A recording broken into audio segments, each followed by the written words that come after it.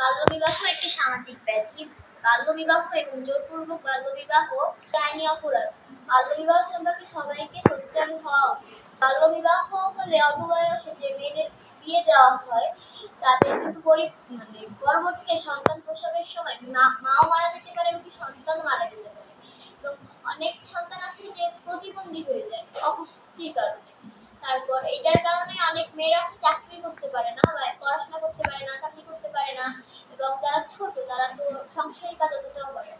গর্ভ জটিলতা, তারপরে শিক্ষার হার কমে যায়, তারপর সমাজে তার কাছে কোনো মূল্য থাকে না, পরিবারে তার কোনো কথা বলার সুযোগ থাকে না। বাল্যবিয়ে ঠেকানোর জন্য যেসব ব্যবস্থা নেওয়া উচিত তা হচ্ছে সর্বপ্রথম বাবা মাকে সচেতন করতে হবে, এলাকার লোক সচেতন করতে হবে, তারপরে বাল্যবিয়ের স্বাস্থ্য সম্পর্কে সবাইকে জানাইতে হবে।